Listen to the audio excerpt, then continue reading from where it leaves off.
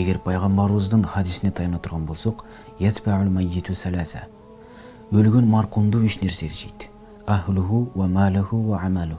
Анын туугандары, мал мүлкү жана амалы. Экөө кайра артка кайтып кетет. Бирөө ошол өлүк менен калат. Туугандары менен байлыгы артка кайтып кетет. Ал адамдан ажырайт. Амалы өзү менен калат. Эгер амалыңыз жок болсо, бул дүйнөдө байсызбы, мансаптуусузбу, тууганыңыз көппү, сиз эч кимсиз. Анткени кабырда жалгыз каласыз. Азыр мага суроо берген инсан дагы ошол жалгыздыктан өзүн өлтүрөйүн дегенге барды. Бирок сиз кабырда жалгыз калганда эмне кыласыз? Мейли бул дүйнөдө жакшы адамдар сизге жардам бериши мүмкүн, бирок кабырда ким жардам берет?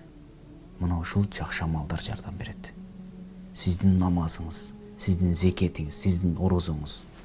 Бул дүйнөдө кандай амал кылсаңыз, ошолор жардам берет сизге. Ошолор сиз менен дос болот. Ошолор сизге шерик болот. Сиз жалгыздык деп бул дүйнөдө калган жалгыздыкты айтпаңыз. Чыныгы жалгыздык көрүңүздө болот. Урматтуу тууган, эгер өлгөндөн кийин да менин артымдан сооп жетип турсун десеңиз, пайгамбарыбыздын хадисине караңыз. Пайгамбарыбыз саллаллаху алейхи ва саллям айтат: "Иза мата ибну адам инқата'a амалу илля мин салас." Эгерде адам баласы бул дүйнөдөн алыстап, бул дүйнө менен кош айтышып өлгөн болсо, анын амалы токтойт дейт. Бир гана мына 3 амалдан башка. Алар кайсылар? Садакатин жария, ачык берилген садака. Илмун юнтафау бих. Сиздин артыңыздан илим калтырсаңыз, ал илим элге, жерге пайда берип турса. Авваладин салихин ядула. Же болбосо салих бала ошол өлгөн адамдын артынан дуа кылса, сөзсүз анын дуасынын сообу жетип турат. Артыңыздан мечит куруп койдуңузбу, же китеп калдырдыңызбы, эл пайдалана турган. Же бир көпөрө оңдоп койдуңузбу, булардын баары артыңыздан канча адам колдонсо, канча адам дуа кылса, сиздин артыңыздан соо барып турат. Ар бир инсандын максаты мына ушул. Ачык жарыя кылынган садака.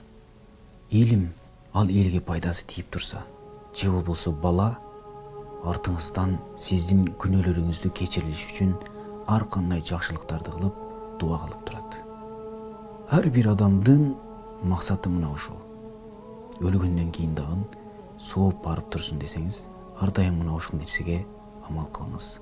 Алымдар айтат: өлгөн адам өлсө өчөт экен, бирок сен өлсөң да өчпө дейт. Бул не деген сөз?